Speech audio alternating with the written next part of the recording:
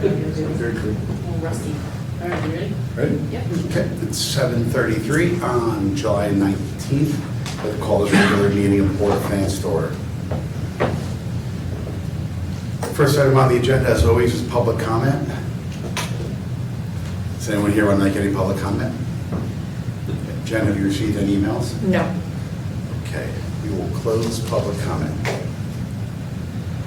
First item on the agenda is the emergency management purchase of 27 Crimmins Road, a small transfer there. Jen, Mark McEwen is here, is he as well? Yep. Jen, do you want to sort of introduce it? I will actually let Mark do the bulk of it, but this is in addition to what you approved close to a year ago for the purchase of Crimmins. Mark's been working through the process. We've acquired the property. He's doing other things now, and based on bids that he's received, he is requesting additional funds. And Jen, thanks. She sort of put together a pro forma in the back here of kind of what before and after. So we'll turn it over to you, Mark. Okay. So, back in summer of last year, the floods occurred. We made some headway with this property and trying to get a grant for it. Around August, September, we were asked by the state of Connecticut and FEMA to put together a revised budget because every year the application went up there.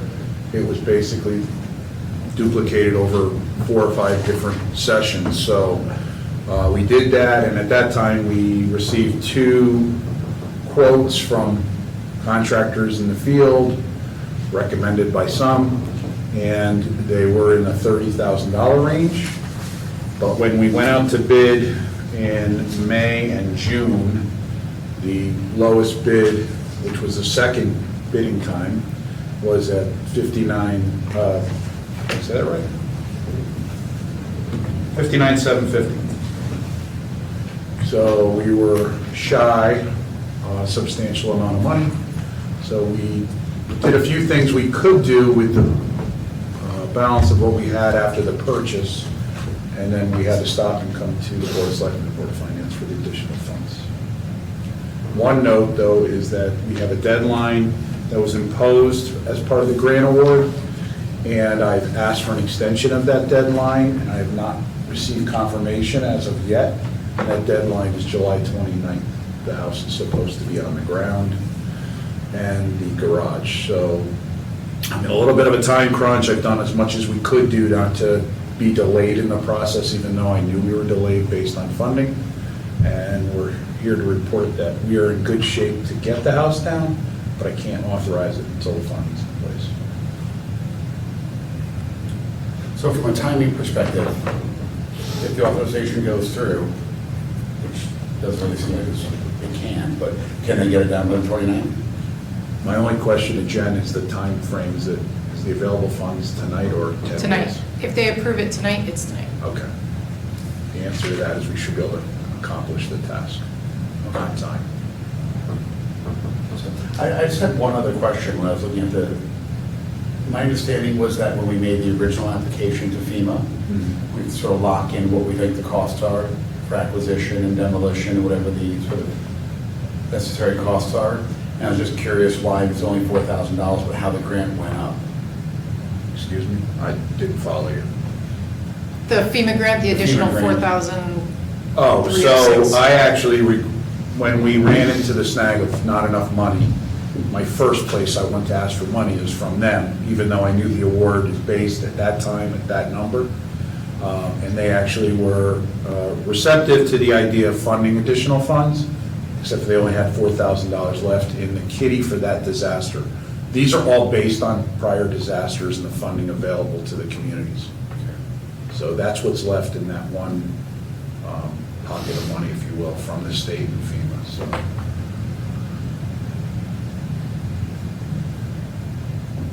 Why did we wait so long to get a quote or to put it out to bid? So we couldn't go out to bid until it was ours. I mean, we tried to go out to bid prior to that, towards the purchase time, but we couldn't get contractors to go on site and go in the home and all that kind of stuff unless the homeowner was conducive to that. And unfortunately, at the time, there were so many delays in this process, and they weren't certain it was going to actually unfold, that they kind of stopped us from entry. But that was last summer? That was actually May and June of this year. We didn't get the award until April 29th. No, that was the date of the closing. I'd have to look back in my notes. Give me a second. But I guess the question is, why are we not able to get a firm quote that's maybe good for 30, 60, 90, whatever days? So between the time we were quoted, Yeah. which was last summer, to this summer, the significant increase in inflation and fuel cost is what I was advised was the problem. I'm not saying it's all contributed to that, but we're not building something, it's not material related. So I don't know if they didn't want to bid the job, and keep it near that number. The building department says they're doing demos and the numbers aren't changing much, but when you bid a job for us, there's performance bonds that have to be taken out and all those kind of different associated costs. So there is an increase based on whether it's for, say, your contractor, your homeowner, or for us, so. My question was more like just when we agreed to buy the house and we locked everything in, we could have, whether or not we could have just contracted, locked in the cost of demolition. You signed a firm fixed price, you contract demolition to be done in 3, 6, 9 months. I can only say that from my perspective, the town charter requires us to go out to bid. Okay. I can't just get quotes, it's actually, right, Jen? Right. So, under a certain amount, we can get quotes, over a certain amount, it has to be bid, and that's where we're at. And inflation is certainly an issue, right, but it's up 100% really from, Yes, I agree with you. But to tear something down, what's the inflation cost? I mean, they do have to get rid of the material, but trucking is probably the most expensive part of transportation. I can't really answer it. I mean, I can only tell you what they were telling me when I was very upset originally. What I think I heard. The original bid was actually even more than that bid. That was the rebid. The first bid was 77 and change. So that we was, really just think that the first bid was maybe, we removed 3 things out of the original bid. One was the original bid bond. I didn't see the purpose of it for dealing with a demolition. If we were building something, I would say it was absolutely necessary. Myself and Ed Gentile worked on the bidding specifications and what should be in there. We removed that. What's a bid bond? I believe, I want to say it's 1% of the bid cost, but I'm not positive. It's in the bid specifications, I'd have to look at it. the $30,000 quote that we got, like, is that the vendor we're using? No. The vendors that quoted never bid the project. And you couldn't bid it out until we had possession, which was not until April 29th. Correct. So the quote was misleading, but not in any way binding, other than the fact that that's what we basically budgeted the project at. So not only did we have those 2 quotes, we relied upon the last demolition the town did, which was, I believe, Short Lane, or, no, it was actually the Myers building that was in the Road Heights Railroad Station, and those numbers were given to me by the Public Works Department. I can't explain the differences. I wish I had solid evidence why it went up. It's. But you went out 3 times, you went out and got 3 bids, and then you went out again and got 2 bids, and this is the lowest. So we went out the first time, we actually had only 2 bids. Okay. Substantially Oh, it's the other way higher. around. The bids weren't next to each other. The next highest bid on the first bid was almost $100,000. So knowing that our budget was so far apart, we were trying to analyze what we could do to kind of get it a little tighter. And so that we changed the specifications, and we also included material to finish the site off, which the DPW department feels they have enough sufficient and let the town dump. So the contractor's not paying for the cost of material. I'm just looking at preventing anything like this in the future. The vendor that gave the $30,000 quote, have we worked with them before? I hope we're not working with them again. They actually did. They did demolition for Department of Public Works. And why did they not bid on this? I can't answer. We asked them to. We actually asked 12 vendors to bid, and this is all we ended up with was basically 4. I guess maybe just rethinking for next time. Jen, given that, I think when we originally appropriated the acquisition of this, we appropriated the funds for, I guess, at least 25% of the purchase and 25% of the demolition. At that time, are we able, when we're getting the quotes, to go out and lock a bid in, even if it can't be demolished for 3 or 6 months, lock in a 3 or 6 month forward bid? Our bid specifications don't require that it be locked that far out.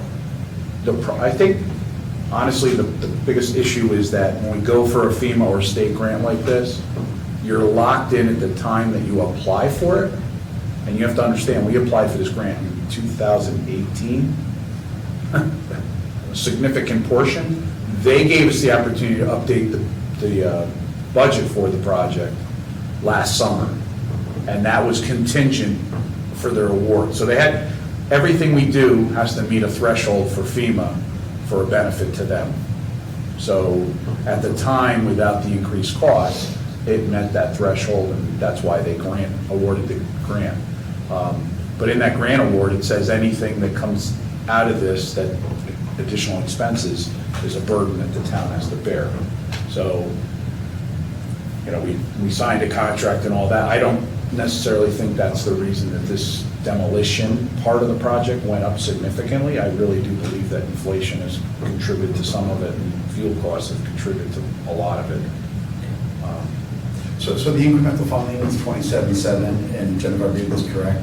If and when the homeowner receives that $30,000 worth of insurance reimbursements, that would go back to the town? Right, because we can apply that 30,000 to as the town, part of the town's 25% match, and grab our 27.7 back.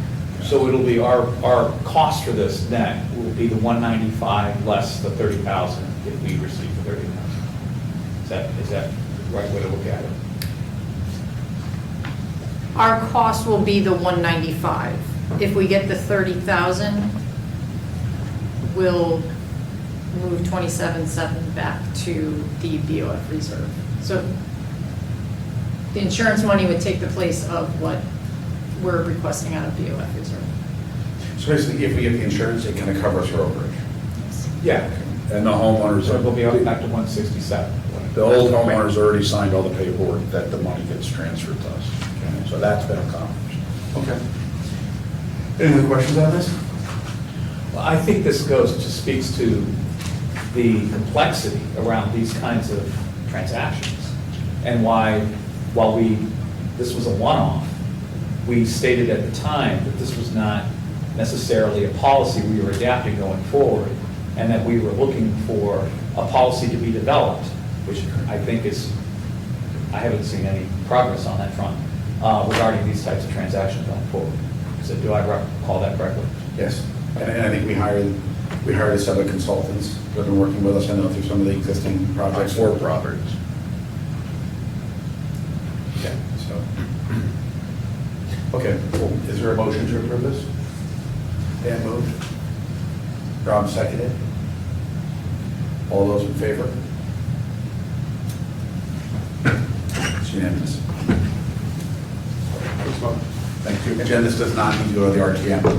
No, Thank because you it's all just for a coming out of our transfer. early- Yep.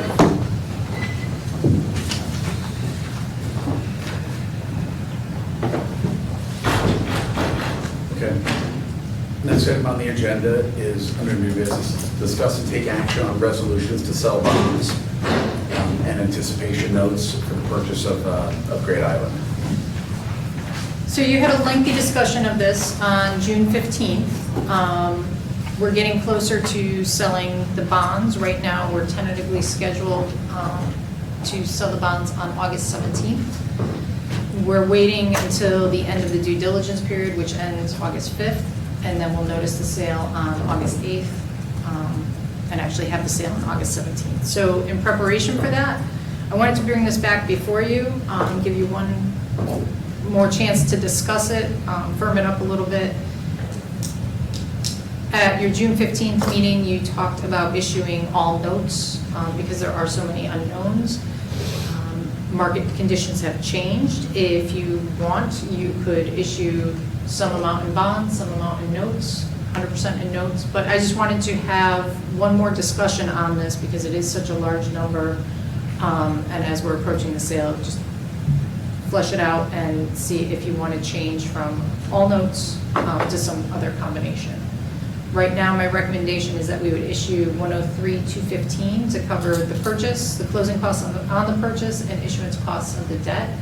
It's slightly less than the full appropriation because we included a total of $350,000 for cost of issuance in that total. And if we do any amount of notes in this, we will have another issue where we will incur cost of issuance.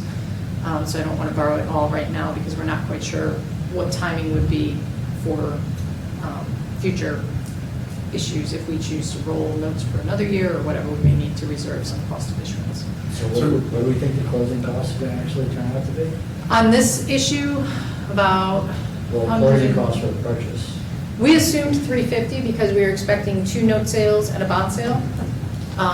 It's not talking cost of issuance, it's talking closing costs for the purchase. Oh, I think it was about, some of it has already been covered by the general fund with title searches and that sort of thing. I think it's about $90,000, and I believe that's for title insurance. And then there was also about $25,000 included in the estimate for a phase 2 environmental study. What was the final purchase price? 103. 103 even was the contractual amount, but as we move through due diligence on any property purchase, that is subject to change. So the reason it's down from 103.5 to 103.2 is that you had baked in there multiple cost of issuance. Yes. If you recall, we're going to issue a 1-year set of bond, well, 1-year bond, and then in 1 year, we issue another 1-year bond. And then at the end of that, we would ban, Yep. and then we'd issue a 30-year debt. So effectively, there are three different issuances. So right now, given that we're effectively only bonding for the costs associated for one issuance, whether that issuance is all bonds, all bans, or a combination, of the two. So we're including, in the closing costs, we're including all of the costs for the environmental studies and all those kinds of things? That was included in the amount that was appropriated. So we're looking to issue for, and it was just the phase 2, it was $25,000 for the phase 2. We're looking to issue debt to cover that cost. So the only thing that's changed from all the cost of issuance and uses, if you will, that we looked at is a reduction from 103 $465. to 5 to 0.2. So- It's just 2 additional cost of issuance of the bonds. Where do the attorney costs for the transaction fall? Some of those have already been covered through the general fund. The list that I got includes the $90,000 for title insurance. All right, so we're not including the attorney's fees as part of the closing cost of the transaction. There may be some, but they were not in the initial estimate that I was given. I would also just point out, until the transaction closes, Yeah. every day, every week, every call, and everything that goes on, we have 2 sets of attorneys working on this. Yep. So it's the actual costs won't be known until the end, and Right, and also they've already been billing. Yeah. For what they billed before the appropriation was effective, we can't pay it out of bonds. So all those attorney fees through the negotiations and everything have to be borne by the general fund. the only bond stuff that occurred after the RTM appropriated. Right, with few exceptions. bonds. What's the anticipated closing date? August 30th. Closing date on the debt or on the property? With the current contract, we have to close, I believe it's the day after Labor Day, the 6th, either September 6th or 7th. Basically, the way the contract works is the diligence period runs up through and including August 5th. And then once the diligence period expires, we have to close and fund within 30 days. Right. So effectively, the diligence period would end on the 5th. That's a Friday, next Monday, right? We put notices out. Yep. Give Notice the it for a market week.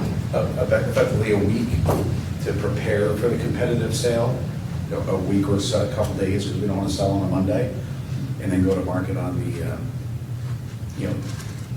mid-August.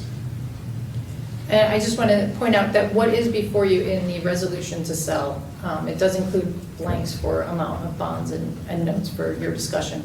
But this also assumes that we are going to sell on or about August 17th. If for some reason there is an extension of the due diligence period, I would have to come back to you.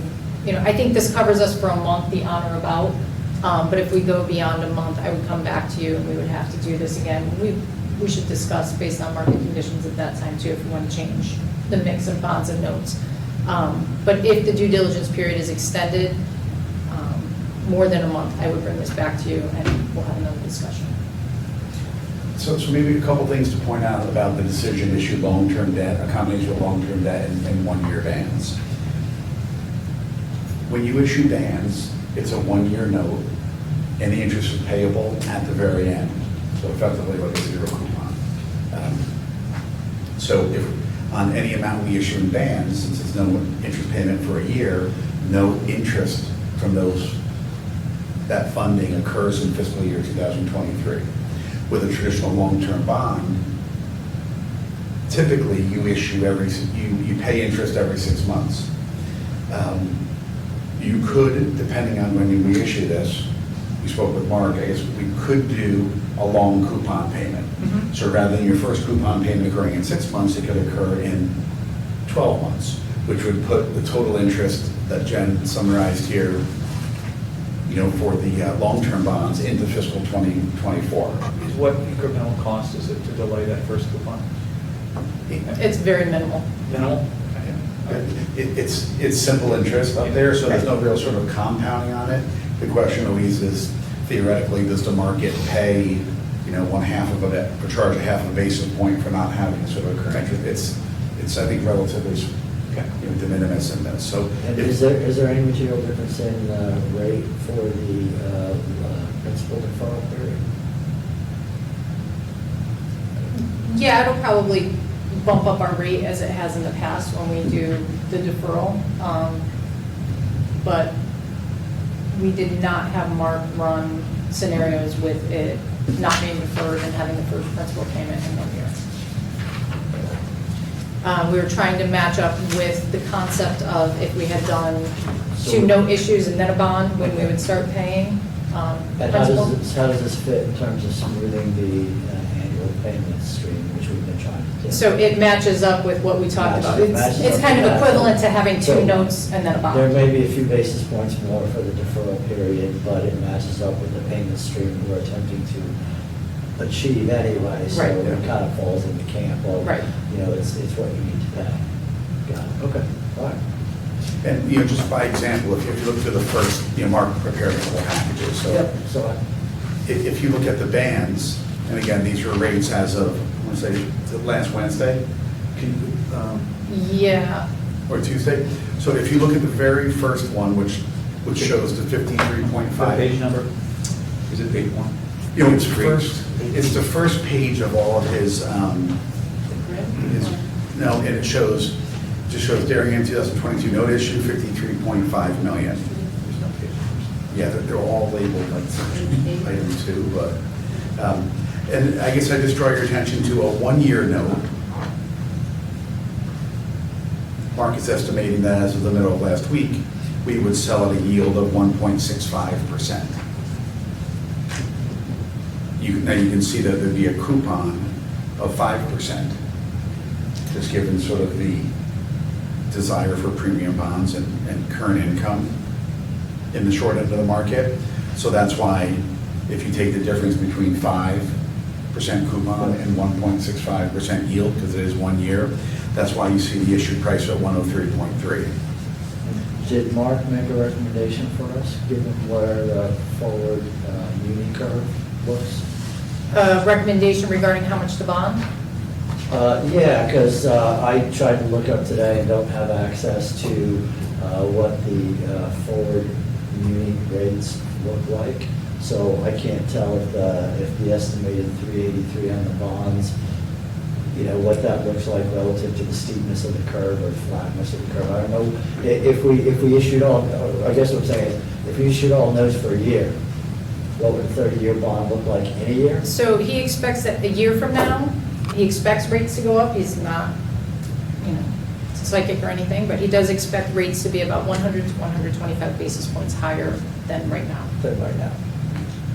And if you look at, I mean, while there isn't really sort of a muni forward market, like per se, if you look at page 2, just to give you guys like a general idea of the long-term bond. This is the one titled, it's like, go to, it says 50 million. It's page 12 of our handout, of our packet, correct? Is that what you're looking at? Page 12 of our packet. Now go 2 pages in, where it shows sort of a pricing summary. Yeah, I got that. If you guys see the pricing summary, so just to give you an idea right here, Mark, we're showing the 2023 maturity, a 1-year band at a 1.65% yield. And if you look at the third row in this table right here, you can see a 2025, that's a 3-year bond. He's projecting that to sell at 1.8%. So there, to your comment, like what does, by deferring it, you know, 1-year bonds cost 1.65, 2-year bonds about 1.7 to 1.75, 3-year bonds 1.8. It's generally an upward sloping yield curve environment on the muni side. So, you know, by deferring it was slightly extending, you know, our debt over years 3 through 30 and not paying and not issuing the very short end of the curve in order to smooth, you know, around the hump in our debt service line. On this page, which is page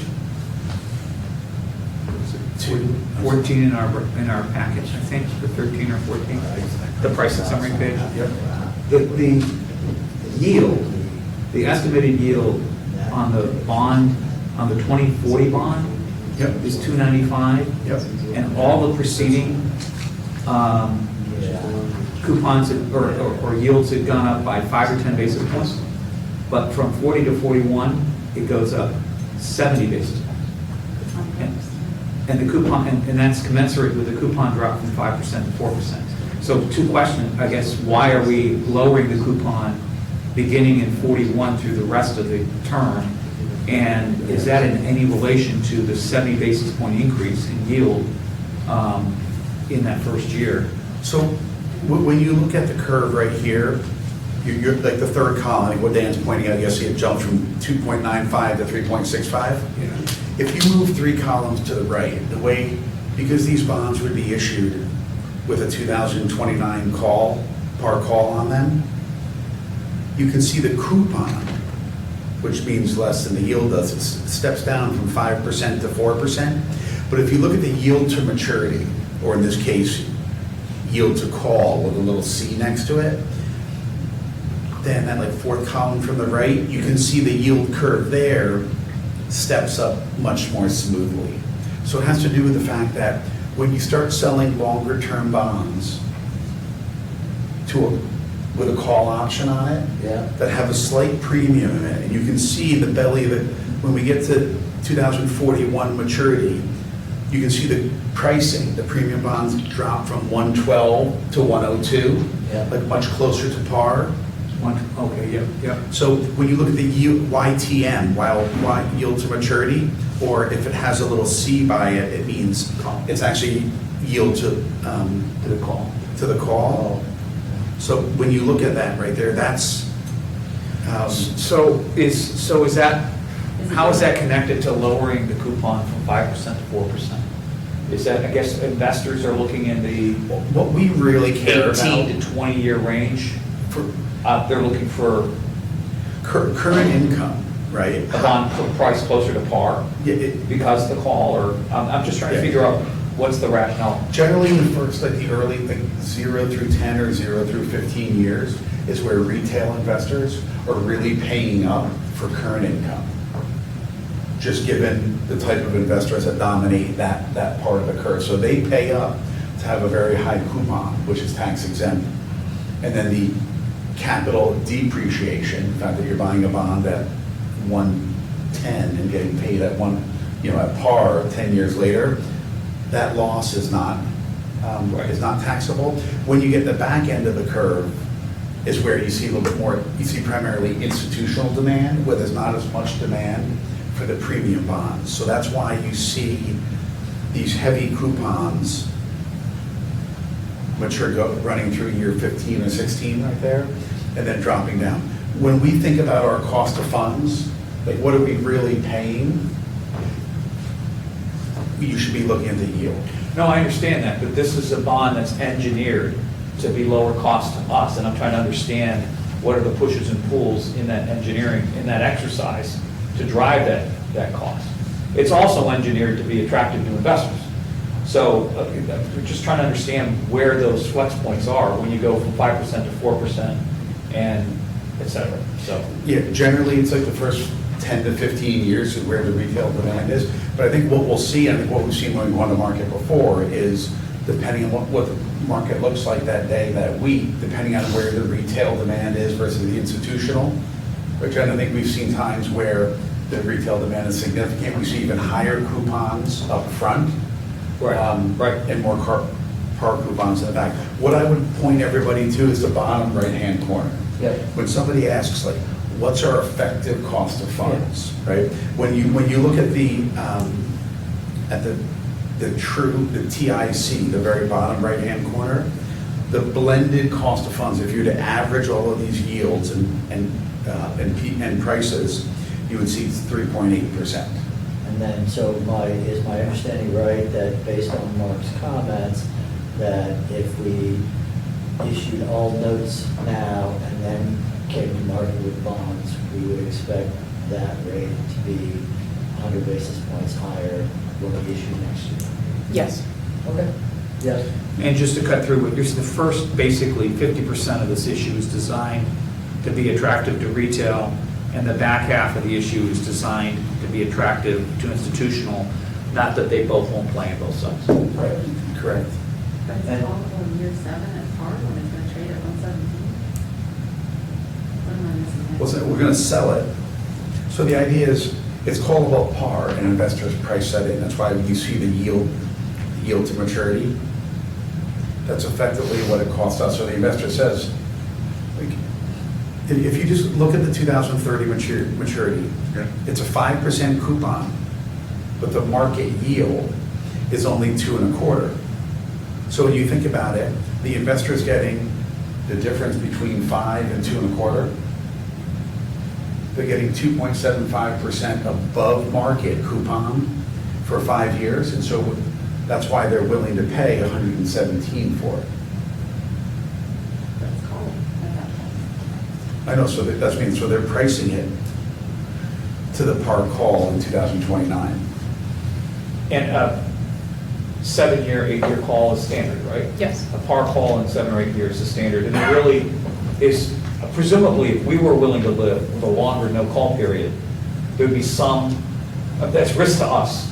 That's risk to us. If we're in a much lower rate environment, we will regret that decision if we were to forego those calls. But there'd be some advantage by offering a longer I think you could reach a point where you go too long and people say that's just too far Yeah, out. yeah. I'm not I'm not recommending we giving- do that. I'm basically saying that this is a standard. Yeah, 7 structured kind of call. splits it between Yeah. the risk between us and the investors. Right.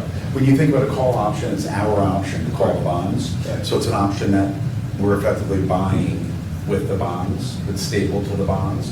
So in theory, we get the benefit. So in theory, there's some charge to it. The question is, or I should say the fact is that when you get to that 7 or 8 year period, the actual cost to the issuer of the call option is very, very small.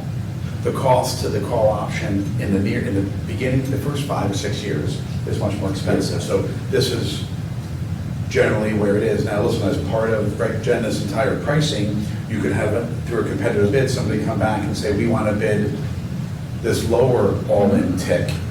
I want to call out, I don't want the bonds to become callable rather than 7 years, I want them to be callable 8 years. So when Mark evaluates and Jen evaluates all the bids, they look at the tick, which is the all-in blended cost To us. to us. Right.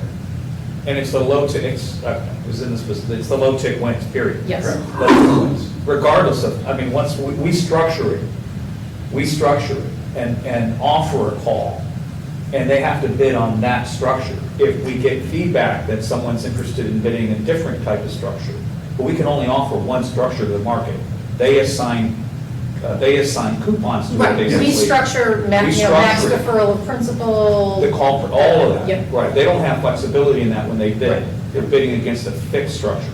Right. We tell them no principal. But if we get feedback Yeah. as we're talking to the marketplace about this, that there might be a benefit of doing a longer call, then we would consider it, but only if there was a material benefit. So that's something that, as Mark does other deals, Yeah. he would pick up on, oh, is there Right. really a push for a longer call? And then he would Right. advise us to go long run. Right, yep. And just in terms of like recent bond issues, I think Danbury's most recent sort of large issue, they came with about $100 million worth of one-year notes, which prices a 2% yield. There's actually a 3% coupon, 2% yield, so the dollar price was 101. But that's Danbury, which is also AAA. I think so, yeah. Do you know if that was competitive? That was uncompetitive. And so right now, I mean, Darien price is a little bit better. Market has come in a little bit over the past couple weeks here. Rates are a little bit better. And we're looking at ourselves pricing a 1 year at 1.65, which is about 35 basis points lower than where Danbury is. So the idea is that we're going to be going to market here in about 3 weeks, right? You know, we make the announcement after the diligence period ends. And you'll see as part of this resolution, you know, you guys are again nominating me as sort of the Board of Finance representative. I think, you know, none of us have crystal balls, right? Or a magic wand, as I like to say, in terms of knowing where rates are going to be. But I think the general consensus, if you, whatever publication you want to read, and if you look at sort of the upward sloping muni curve, even though the Treasury curve has been inverted on and off, you know, over the past few months, is that rates are sort of headed up. So we ran a couple different scenarios, you know, basically 50-50, long-term, short-term, and 75% long-term, 25% short-term. So I think depending on, if we saw rates rally significantly, another 10 or 20, if we decide tonight that we want to do 50-50 or 75-75 or something in the middle, and we saw rates, if either this was delayed or if rates, you know, changed significantly, we might want to change what our recommendation is in terms of our mix of long-term and short-term. But I think based on where we see rates are today, I think it's good to get a consensus from the board in terms of how much do we feel we should be doing long-term and how much do we feel we should be doing short-term. And the fact that there's no pro forma for any taxable debt at this time, we're not expecting we're going to have to issue taxable debt. That is, if you issue a lot in bonds, say 75% or more, we do run the risk that we may have to issue taxable bonds, depending on how the property ends up being used, because we don't know that yet. I think the likelihood of it is very minimal. And it's definitely discussions that we would have to have with bond counsel as usages are being proposed. So I wouldn't recommend going whole hog and bonding it all. I think 50% is safe. I think up to 75% is safe in terms of not having to go back and reissue at a taxable rate and undo what we've done. But I wouldn't recommend going above 75. In the I think worst we case still have scenario, unknowns. if we did 75%, and we, 2 years down the road, determined that we're going to need more than $25 million of taxables, and therefore we kind of misjudged this, can't we reallocate a portion of these proceeds? Yes. And therefore, we could do the $30 million taxable Yes, and so not you have have to another call five. that, break this bond. Yeah, we have. So we still have that flexibility. We have 5 years to reallocate it. Okay. So we take $5 million that we issued for Great Island and say that $5 million is now for Hindley. Yep, we could, Yep. okay. Make Yep, an entirely different project. Yeah, as long as there's another project that is authorized for bonding, we can reallocate within 5 years of We issue. should, yeah. Or we And can- presumably, we could reallocate all 28 million or 25 million, because we're probably not going to, in 2 years, sometime between now and 2 years from now, is probably when we'll have a lot of clarity on it. We'll have much more information on that, yes, Yeah, which is and we will not why have- we had we the will not initial have- recommendation of notes, but. And we will not have concluded our bonding for HHR. Right. Right. So is there a reason not to bond 100% then if that's the case? I think the question is, I think we're running a risk because depending on how, HHR is our only other large enough project that we could reallocate millions to. HHR is just getting underway. We don't really have a feel for the cash flow because there are still spending requirements from the date that we issue, even if we reallocate it. So if HHR isn't really running too quickly and we issue in 2022, $100 million, we need to reallocate 25. We need to have spent that 25 on HHR within the first 2 years. And I don't see that HHR is going to get up and running that quickly. We're targeting to break ground next June. So once we, break ground, we won't get to a material amount of spending to warrant bond issuance for some time thereafter. So, yeah, that could create a problem with the timing of the cash flow. But, so personally, I'm not comfortable in all, but I'm certainly comfortable with 25%. As I think we should, my personal view is we should maximize, we don't know where rates are going, and the curve has moved in our favor since we debated this a month ago, right? And we're not, we're matching basically the asset with the duration of the bonds. So in a prudent fashion by going to 75%. and I think when you think about the tax law, I'm not the tax attorney, the municipal tax attorney here, but the tax law surrounding what they call private activity use generally gives municipalities leeway to have some some private activity use on there. So you do get a sort of free cushion of 5 plus. 5 to 10. 10, depending on how you do it. And that doesn't just mean 5 or 10% of the property. It's a very complicated analysis of the overall usage and what piece and how long the contract may be. So it's a very high bar. But that said, I think it's always better to be safe. So if we think the upper bounds are 75%, and we think the lower bounds, are 50, I think probably what it may make sense to do here in the resolution is, for the 103.2 million, is to include possibly a range for long-term bonds, and that range can be, from what I'm hearing tonight, that range could be 60 to 75, that could be 65 to 75, and then just the balance in sort of short term, depending on what we see in the market.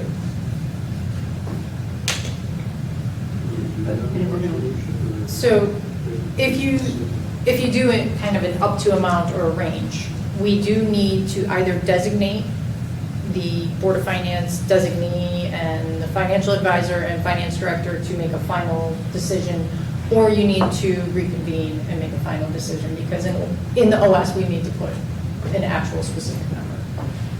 And we need to, know what we're going to issue. But in terms of timing, in order for us to get the OS out and noticing the sale for August 8th, we need to get a final number to Mark by end of day on July 27th, so that he has time to rework the OS, run it back through legal again, and get it ready to go. So you can designate you could set a range and then designate somebody to make that final decision, or you could plan to reconvene on the 26th to make the final decision. So that final decision, so if we were to delegate that decision to the two of you, you would be making that decision a week from tomorrow. Within And that's the OS. range we approve. Yeah, that sets the OS, Right. and sets all of this in Yeah. stone, and that's what they did against. Yeah. Right. I'm okay. But we with don't that. have the flexibility of changing thereafter. Well, we do, after? After the 27th, no, because. Once the OS is printed, it's. Yeah, it's, that's what we're, Yeah. so. It takes a If few- we pull the issue and redo it. If we and pull the wouldn't issue have- and redo it, then we're gonna run into time. We're gonna run into issues. deadline, right, Yep. deadline issues. Because we basically we needed to close 30 days after the due diligence Yeah. period ends. It takes about 7 to 10 days to get the notice out there and so forth. It takes approximately 2 weeks from pricing to actually closing and funding. Right. So it's been kind of T+10, if you will. So that it really leaves like a week in the middle. And so I think if we set a range, just for instance, like if you want to say long-term bonds from 65 to 75 and short-term, just the balance, then that would mean that Jen and I, with consultation from Mark, would sort of make that decision in there. And if we thought for some reason it had to go outside that range, we could quickly convene with 24 hours notice, either here or virtually, to make sure we're on the page if something is significantly happening different in the market, if it gets delayed, if there's anything moving here. I think it makes sense to delegate that so that we can make a real-time decision at the last moment possible. And I would Because the market can move between now and next, the market will move between now and a week from tomorrow, and the decision be made with as much information as possible. Right, it could move significantly enough that I'd rather leave you maximum flexibility, like $0 to $75 million on bonds. And Well, yeah, I mean, I guess the question is, this board has flexibility right up until the 28th, you said? 26th. 26th. We can always just reconvene. I guess the question is like, Well, is there like? we can delegate. Well, we might be able to reconvene. You have to get a quorum, and Yeah. we probably can reconvene, but not. I think it probably makes sense to settle, I would recommend setting a band, not a huge band, but a band that generally fits like where the consensus of where we are. Because one of the things we need to deal with, we're talking about dollar amounts here. And Jen, I think, maybe just so we're all on the same page, ultimately, the short-term bond could price at a much higher price in terms of premium. So the one-year bond could price, Mark had in here, a price of 103. But the long-term bonds, you can see the average price is like 104. So just, there has to be a little bit of flexibility in there, because effectively, when you go out, you don't know which bonds are going to be premium and. I would recommend premium. that we give the two of you discretion to issue not less than 50% and not more than 75% in bonds, and the balance in bands. Percent, 50 to 75% of the issuance in bonds, with the balance in bands. I think, Jen, does that need to be a number for bond council? Well, whatever the No, I number think is. we can- Whatever the numbers are. We have 103,215 as a sale amount, so I think we can say 50%, 75%, because we have a set number Is that for where, the I think we're total talking about sale. 60 or 75, but it'd be. I'd rather go with 0. I mean, I don't see a reason to put a floor on it. And we know that markets can move really, really fast, and if short-term rates go up for whatever reason very quickly, I'd rather have you be able to maximize the long-term debt ratio. Yeah, I mean, I think that, why would you shift more out of short-term or out of long-term into short-term? Is if you saw a significant dislocation in the long-term market, something like we're not just talking like a 5 or 10 or 15 basis point move, but if we saw a lockup in the market. Yeah. If we saw where the market was just not functioning and we need to close on the 5th, then rather than paying, some crazy new issue premium because the markets are just not functioning, you move to a short-term piece of paper. But I think if we got into that type of market, I think we probably want to reconvene. I think we probably want to I feel comfortable that everybody would be willing to jump on as soon as to take Yeah, care. I get my comments. Yeah. Jen, can I change the direction here just a little bit, Mhm. from my understanding? Have there been any conversations with Moody's? Yeah, we've already done our ratings review. Okay, and what happened with that? We haven't been rated yet, but it was surprisingly, after we were done, Mark and I both kind of looked at each other and said, wow, that was a lot less than we expected. We expected more questions. I mean, The analyst was very interested in Great Island, wanted to hear all about it. We did share the drone video presentations, that sort of thing, but, I mean, in our review, he seemed very comfortable. Okay. And the affirmation or any change in outlook or whatever would occur before the issue? Yes, it has to be It rated has before to the be, issue. otherwise you have a legal issue there. Yeah. Okay. So in terms of timing of the formal rating request, will that go in after we? So Mark has already reached out to them. When we did our ratings review, at that time, we were thinking just notes, so we were just looking for a short-term rating. So Mark did reach back to Moody's and said, we're considering a combo of long-term and short-term. They said it's no problem to change that review from short-term only to a combination. I don't recall, I think we're requesting the rating for next week. I think we're expecting it next week. Do you know how much experience the analyst had with Moody's? We've had him for a couple of reviews. Okay. He's not brand new, let's put it that way. I understand they place significant value, I think when evaluating their credit on the Board of Finance and the Finance Director. It's only like 10%. I think on the That's finance half. director. Yes, on the Finance Director, yes. Yeah. That tends to happen. Okay, so I'm just trying to think how to reword this. So are you all comfortable with the, I'll word it was, whatever your range is, whether it's percentage, dollars, whatever, what we discussed, but then the final decision to be made by the Board of Finance designee for the sale and the finance director? Yes. Yes. So that means if we're going to say that 50, I guess what I'm hearing is 50 to 75%, and whether we put in a number, the actual percentage will be long-term bonds, will be bonds, and 25 to 50% will be bands, such that in total, they won't be more than 103.215. And if it were to come outside that, you reconvene. Yeah. If there is a disruption on the short end or the long end, or all the above. So Jen, to have the cleanest resolution, would you rather say in that first blank where it says Great Island shall be issued and sold as a combination of 50, of no less than 50 and no more than 75 million of general obligation bonds, and whatever do the math there, whatever those dollar amounts are. So I was looking at it a little differently. I was going to say sold as a combination of town of Darien general obligation bonds and bond anticipation notes. The amount to be issued as bonds, but I like yours better. So no less. Who has a calculator here? Right? Do you want to put the actual? What's 103.215 times 50%? 103.215.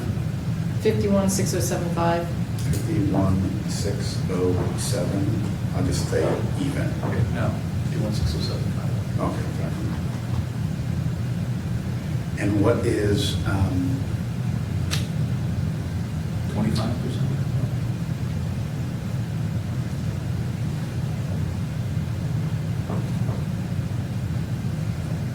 So our range is going to be 516075 to 77411250.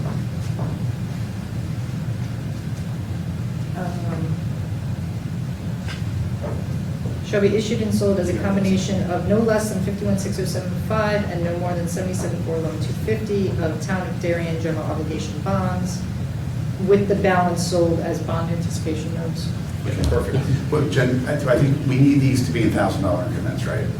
So do you want to Yeah, say? $5,000 increments, actually. So why don't we say 51,610?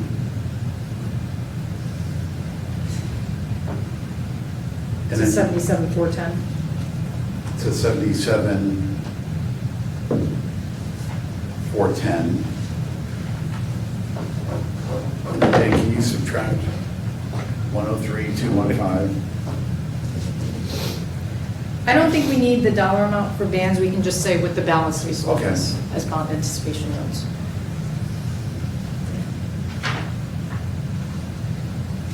And then we'll say, the final decision on the amounts to be sold will be made by the Board of Finance designee for the sale and the finance director. Yep.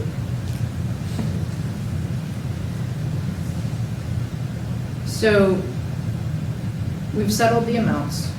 The next thing that we need to settle on is, if we're going to issue bonds, we do have the question of, do we want to have a 6-month interest payment due in February 2023, which we did not budget for.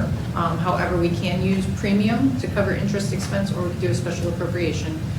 Or do you want to defer the first interest payment until August 2023, which would allow us to budget the full amount in the 2024 budget? The cost of the deferral is how much, do you think? I can only say minimal, because they might tick up the rate a tiny little bit, because they gotta wait an extra 6 months. There's not much of a cost. Yeah, and it's simple interest. Right. I defer it. Yeah. that's Okay, so fine. we'll have I mean, the, that's fine. And that's consistent with what we were going to do with the band for a Yes. It's the year. same equivalent. I as prefer this it. anyway, so. So the bonds will bear interest payable semi-annually on August 1st and February 1st in each year until maturity commencing on August 1st, 2023. Yep.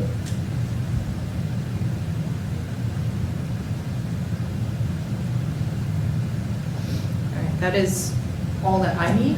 Hey, Jen, I noticed right here, it says the notes will mature. So the bands, we're gonna have as, set as August 30th, and Yes, then the notes will mature on, or pay on February and August 1st. So one's gonna be on the 30th of the month, right. and the other one's on the 1st. And I did confirm that with Mark. I asked him to check the dates on this, and he came back with Okay. August 30th, but now you have me questioning. Okay, and then I guess the other thing to point out, when we issue the bands, which are gonna be somewhere between, 25 and 50, those are it's a 1-year maturity. Yep, Those are non-callable notes. sure. What the federal tax law does allow us to do is issue notes to refinance those notes up to 90 days prior to the 1-year notes maturing. And the reason the federal government limits that is they don't want to have 2 sets of tax exempt notes out, which are a subsidy, right, for one project. So they allow 90 days of overlap. So whereby issuing a 1-year non-callable piece of paper is otherwise, a little bit dangerous because you can be forced into the market right on the maturity date. We can issue it 90 days ahead. We would deposit the funds basically in an escrow to effectively defease, if you will, the other debt.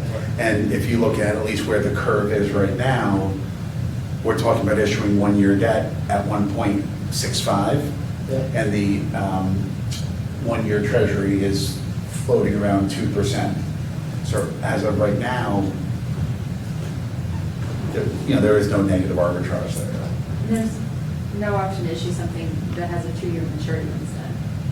But if we think we need 2 years. We can, but then that means if the short-term bonds were to be issued as 2 years rather than 1 year, you can't defer the interest till the end, you have to pay it every 6 months, and then you can't actually refinance it until 21 months from now. So then we're locking ourselves in sort of long-term and forcing ourselves out back into the market in 2 years. But we're gonna do that anyway, right? Well, that's how we originally modeled it, but that was just for modeling. Maybe, a year from now, we may decide to bond this last month. We might. Oh, okay, so We we're would not forego that confident we need flexibility, 2 full yeah. years. We can term out this 1-year paper beginning in 9 months from now. Right. Either And we- 1 year or 2 year And or we 30. think we need 2 years to get this all in, and we're not sure it could be 1 year. It could be. We know the town is going to, I think Monica has been pretty clear that she's going to seek a lot of community input in terms of how the town utilizes and invests in the island, right? And we know the plan is to at least, they mentioned keeping some of the tenants there at least through the winter, so as we figure everything out. So it seems like it would be 6 to 9 months before things really start taking shape. Yep. So I did confirm the notes will be August 30th because it's 1 year from closing on the bonds, less a day. Okay. So then, for the first blank, I'm going to put 51,610,000 to 77,410,000. And the next blank, and we're going to say, and the balance of such authorization as bond anticipation notes. Yep. And now I'm going to change the last date to August 1st, 2023. You're going to add Jen to the approval. Right, final decision on Sentence. amounts to be sold will be made by the Board of Finance designee for the sale and the finance director. Okay, what's that final what decision? The final decision on the amounts to be sold will be made, or maybe it's that you authorize the final. We hereby authorize that the final amounts to be sold shall be determined by the Board of Finance designee and the finance director. But then the last sentence says, be it further resolved, the Board of Finance names. Okay, so after 2023, the final decision on the amounts to be sold will be determined by the Board of Finance Designee. designee And the finance director. and the finance director. And Jen, am I supposed to say made by the Board of Finance designee in consultation with, or and? How do you want that to read? I would say in consultation with.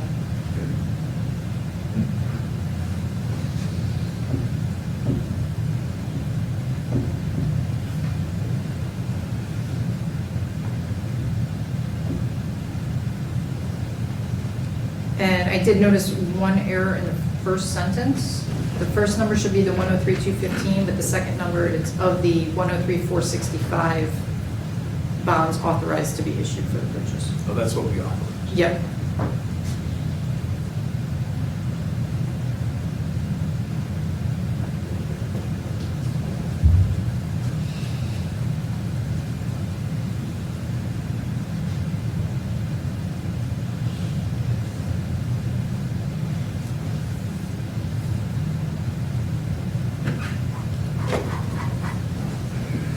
You have to vote on that? Yes. You have to read the resolution. If you read the resolution. Okay, so I'll read the resolution here. Be it resolved that 103,215,000 of the 103,465,000 bonds of the town authorized to be issued for the purchase of approximately 60 acres commonly known as the Great Island shall be issued and sold as a combination of 51,610,000 to 77,410,000 Town of Darien general obligation bonds, and the balance of such issuance as bond anticipation notes. The bonds and notes shall be sold on or about August 17, 2022. The notes will mature on or about August 30th, 2023. The bonds will mature on August 1st of each year, beginning 2025 and ending 2052.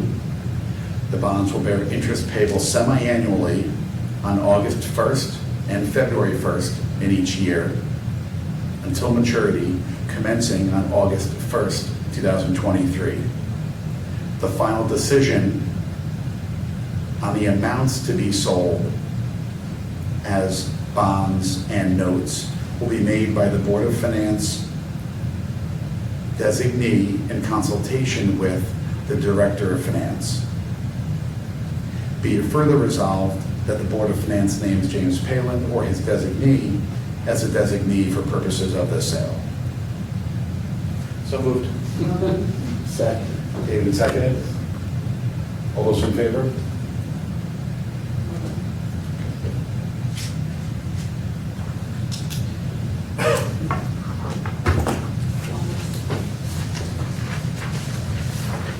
Everybody pray for the rates. All right. Okay. Oh, wait, forget my time to go. Okay, the next item on the agenda of new business is to discuss and take action on a resolution authorizing the town treasurer to invest in U.S. government obligations. So the background here is that, given the change in the yield curve that we've seen and the investment rates that our treasurer is able to get by investing in traditional bank deposits and or certificates of deposit, those rates have greatly sort of diverged from what was available sort of in the U.S. Treasury market generally. And so over the past few years, the treasurer has discussed the ability to go out and invest in T-bills. And over the past couple of years, I think, particularly over the last few months, Joan and I think Jen and team all worked with Wayne to get a better understanding of the actual type of agreements and accounts that would need to be opened up by the town at a broker-dealer to be able to invest in and hold U.S. Treasury obligations. I think, over the past month or so, I think Wayne's done a lot of work and gotten comfortable with the mechanics of how sort of a New York-based securities account differs from some of the laws and account setups for when we deposit money into sort of Connecticut or New York-based banks. And so Wayne's gotten comfortable with that. And so in order to move forward, state statutes basically says that municipal treasurers in the state of Connecticut have the ability to invest in things other than bank deposits, including obligations of the United States of America, including sort of agency securities, Fannie, Freddie, TVA bonds, and home savings and loan bailout bonds and so forth like that, provided that the budget-making authority, which in Darien is the Board of Finance, authorizes them to do so.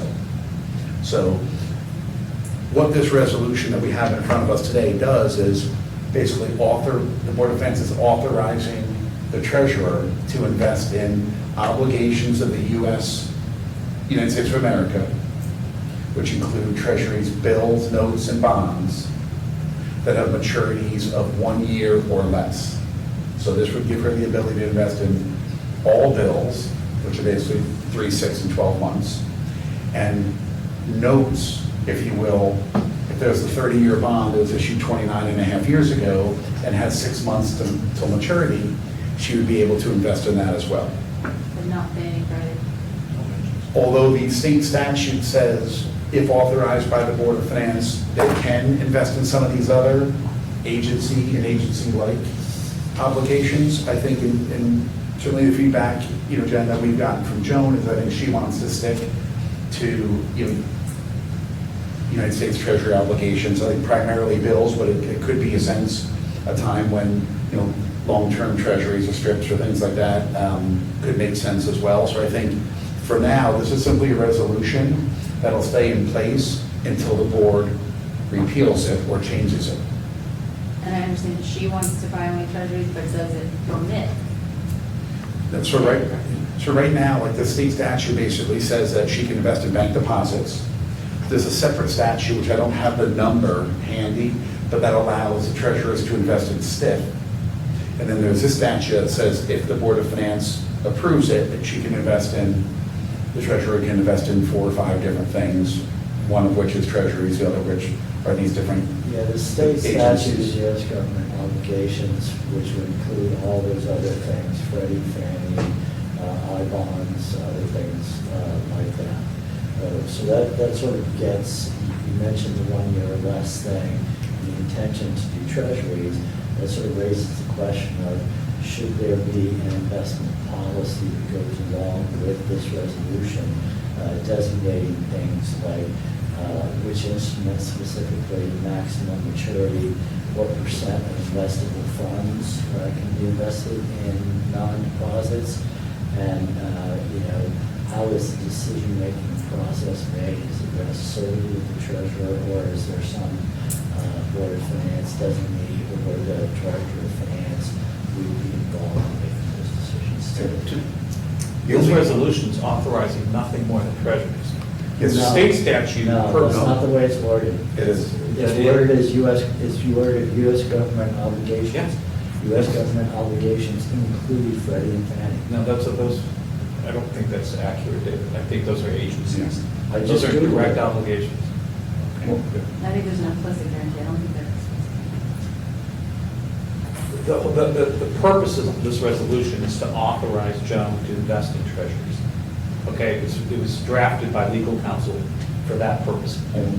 There's no capital percentage. So there's no intention, nor is there any intended flexibility to be brought in. I don't know what your internet says. I'm just telling you what the decision-making was. And that was to permit. I understand that. To prevent treasuries, and that's. I understand that, but there should be an investment policy that specifies those things. Ginnie Maes are commonly issued as mortgage pass-through securities. Like treasury securities, federal government agency bonds are backed by the full faith and credit of the U.S. government. That would apply to Freddie, that would apply to, I-bonds as well. So there's a range of other things, and by not specifying the specific instruments, not specifying the maturity limits, then. So I just want to be clear. The penultimate paragraph right here. Now therefore be it resolved that the Board of Finance authorizes the treasurer to invest a portion of the town's general fund in obligations of the United States government, including bills, notes, and bonds issued by the U.S. Treasury, in each case with the remaining time to maturity of such obligation. All right. Okay. Time to maturity. Never mind. That's okay. I withdraw my okay. comments. And it could be up to 100%. Yeah. But I guess. Yeah, and personally, I'm Yeah, comfortable fine. if we I'm have so- 100% of our money. Use your error, I'm sorry, I missed that. Probably better I missed than that next. completely. I just wanted to make sure we intended to do And that. Jim, I have one question. The limit of maturity is put at 1 year. Yeah, In prior investments, she'd been limited to 2 years. Yeah, I you guess know, it's a definition of short term. Yeah. I just want to understand what she had conveyed to me that she wanted to stay in bills, which are 3, 6, and 12 months, and she didn't want to go beyond there. But I do think, and there are a couple other aspects here. This is like the first authorization Yeah, here. fine. And we can come back, Okay, to the extent, I let's get it think, started. Jen, you and Joan and other, but to the extent we see that there's anything in here that's constraining, but I think I think Joan wanted this to be sort of clean, compartmentalized. She wanted to stay inside 1 year. And so we could change that, but I felt like, This gets her going, it. Yeah. and in a year, if she wants Yeah. broader, and if she wants to go to agencies or longer term, or that kind of stuff, No, no, then that's a no. conversation we have here. that's fine, I'm comfortable with this other paragraph, I obviously read it too fast and didn't focus on that. And other paragraphs sort of limits it fairly specific. and just a couple other things you guys should know from this authorization, and again, which can be changed at any time by this board, is it limits it to an account open at JP Morgan, of which Wayne has, I think, spent extensive time reviewing the 100-page account opening details and so forth, and get comfortable with that. I read that way too fast. And the second thing is, and the second thing it is, because we are granting this authorization, and so there's some responsibility of this board here, is we're granting this authorization to Joan Hendrickson, who's the current treasurer, Jennifer as finance director, and Eileen McGrath as assistant finance director. And so what this means is if our staff should change, or treasurer should change down the road, well, then we would need to change this. And I think, at least I'm part making this decision, because I know that Joan is comfortable and knowledgeable about this, Jen is, Wayne is, and so forth, but this keeps, since we are granting sort of investment authority, I thought it was probably prudent for us to keep. Is there some kind of, something that will remind us that if someone leaves, that we need to do that before we buy? I mean, are we going to be in some kind of violation if we Generally buy remind us. treasury? Yeah. Well, I think this matches with the account, because these will be the 3 authorizations. Right, Yeah. if someone changes, we would have to change the signer on the account, which would trigger the coming back to you on this. So there's sort of a built-in footfall to make sure that JP Morgan would make them change the signatures, so. This has been a long time coming. I think in the current yield environment with where treasuries are right now, this offers sort of a real premium, and I think it's, No, this is a good start. Thank you for the hard work on that, Jim, and Jim. there's a lot of hands on this. Okay, so do I have a motion to approve this resolution? Rob so moved, Taylor seconded. All those in favor? All those opposed? It's unanimous.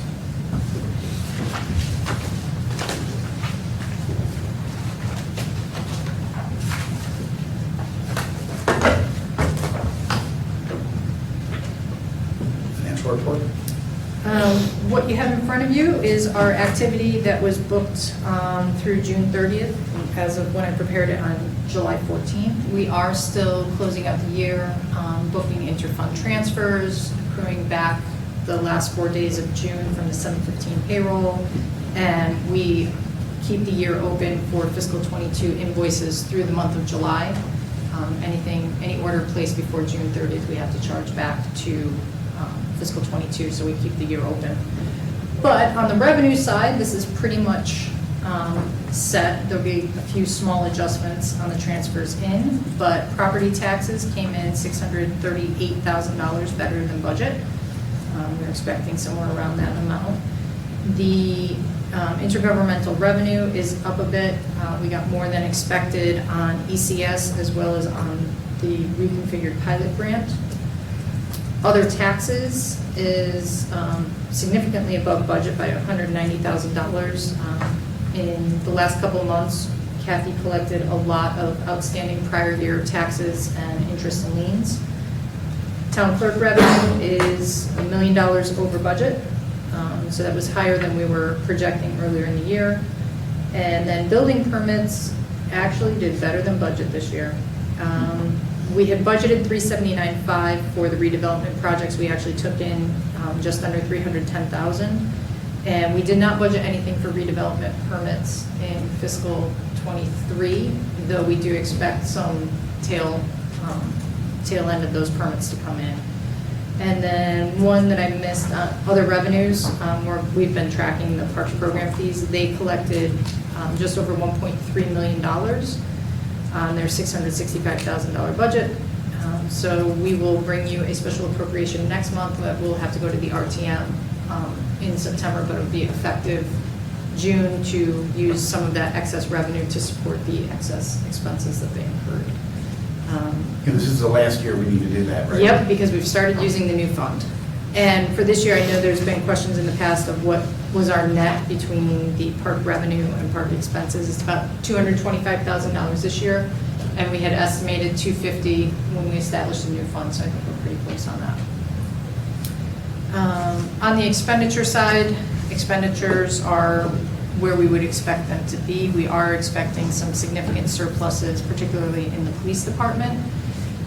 Right now, they are, at the time I ran this, they were showing about a $650,000 surplus. We know that they've been carrying vacancies. They have filled many of the officer vacancies that they had, so that's good news for them. Jen, the first one, education operations, that's not their full surplus, is it? No, Or just what it's just a timing between, they actually run their own ledger and then send the information to us, and then we have to book it on our side. So that's a big outstanding item for year end. We have to reconcile that. So that'll keep going down. I think their last estimate was about $650,000 surplus. Nothing else really on the expenditure side. State revenues are pretty much set for the year. We will have one last quarter of the court fines come in that we will accrue back. And then on page 6 of the report, your Board of Finance capital reserve is down to 162, but in September, maybe in August, probably in September, I'll come to you with project closeouts, so we should see that go back up a bit. And then for year-end projection, I did update that. Right now, I think we're going to be contributing about $1.2 million back to fund balance. The last time I gave you an update, we were looking at about $825,000, but Taxes came in about $150,000 more than expected, and building permits, I had been very conservative on that projection, and they ended up about $425,000 higher than I was projecting. So adding more to fund balance than what we had originally anticipated. And Jim, will you remind me for the Board of Finance contingency and Board of Finance capital reserves, we're replenishing them to what levels for fiscal 22? We don't have any replenishment for the capital reserve or the administrative reserve. We have the plan to, when we set up the administrative reserve, was to always bring it up to 35, but Right. we haven't used it that much, so I would rather leave it in your general reserve than move it over. On the Board of Finance contingency, I think we did 250 again, right? 250 again, I thought. Yeah. Okay. Good. And then the sewer and parking funds are doing well. I'm actually pleasantly surprised with the parking fund. Pay stations picked up towards the end of the fiscal year. So I don't think that fund is going to end with a deficit this year, which we have had due to COVID the last couple of years. But I think we'll be okay on that fund this year. Yeah. Not much to report on the active bonded projects. We've added in the full appropriations for HHR. The only thing I don't have on here is Great Island. Forgot to add that, but I think we're well versed on where that stands. And then ARPA spending is going fairly slowly, but we did receive notification from the state today that we can expect our ARPA funds soon. The state has 30 days after they receive the ARPA funds to send them to us, and they are getting ready to receive those funds. So we should have that cash coming in soon. But overall, we've spent $63,000 of our ARPA funds.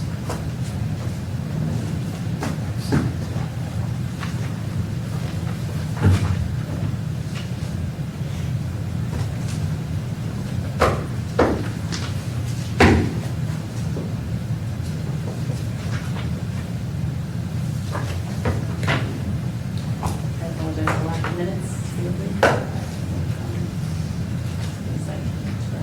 So towards the end on minutes, you have a slightly different format on your agenda this time. We are moving towards using the software that the Board of Selectmen has been using for their agenda and their minutes, and their packet production. So what I was thinking is that we would have Telesco do minutes for this meeting, but I also would like to try them in the new software. I had conversations with, some email conversations with Dan and Jim and Taylor about changing how we do the minutes to be more like Board of Selectmen, which is a very pared down set of minutes, very basic. There was discussion, there was explanation, not too much detail. So I'd like us to maybe present both sets of minutes to Telesco as well as what would come out of this system for this meeting when we approve them, and just have a discussion about how we want to do minutes for the board. But I think we could benefit by paring them down and doing them in-house. The thought behind that is with Channel 79, thank you. Anyone that, and timestamps, anyone that wants to see, anyone that previously wanted to read minutes about a certain issue can now go to the video and actually watch the whole discussion. And they don't really need the pre-sentence. Right. Completely agree. I think it's actually great, because then I feel like minutes, when you're trying to summarize what somebody may have said over the course of a meeting, sometimes just capturing one sentence, it's hard. And I think we also all tend to revise our wording when we read it and say, that doesn't sound right. I think I actually said. So I think the pared down minutes will be a good change. I mean, the folks who do a great job and they work really hard, but it's also, they hear it differently than I think it's meant sometimes. I really do have to Right. check it, and it'd be great if we can minimize all that and let people listen to the actual record.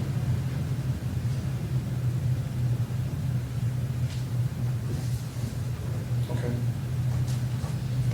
So We have a motion.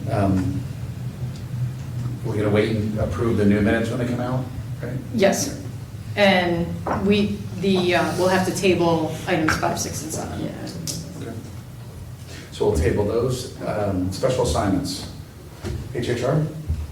It's a whirlwind of activity. We are in, I would say, final negotiations with the architects over their fee. The dollar amount of the project came in above what they had based their fee on initially. So we're doing a thorough review of the scope of work and the detail of the items that are included, not included, to come to a resolution on that. We are having a tour of the 3 schools on Thursday morning at 9 a.m. With the architects and our construction manager from OG to review what other items may need to be considered. Things like if you walk down the hallway and you're replacing a certain number of things, you may see that a particular door happens to be rusted, and maybe that should be added into the project too. So little things, little incremental things like that. I think they have some stuff that's in mind. The surveys are all done, including the survey of Curtis property. I believe the sense of the committee is that we're moving forward with the idea of evaluating an additional curb cut under the post road from Hindley, because there's a strong sense that dramatically improves the traffic flow for parent drop-off and pickup and allows for the extension of the bus route, which would get more buses off of Nearwater Lane. I believe that the plan will be to approach the town to move forward with utilizing the Curtis property at homes as well, partially for some additional outdoor educational space. That the final use of the space is not yet finalized, right? But they talked about outdoor educational space as well as adding somewhere around 24, 27 additional parking spots in that location. The survey came back and shows that they believe it's feasible given where the wetlands are and those other types of things. And last but not least, we authorized to do some incremental study on the drainage system at the Hindley property, since there were some significant concerns from some of the neighbors around that. So there may be some work involved there as well. Oh, you're looking a little puzzled there. No, because I lived in that neighborhood growing up, and I'm wondering where the problem was. Well, but that remains one of the big issues. There is a drainage system at Hindley. It actually flows in between 2 houses onto Pasture Lane and then joins into the town's system.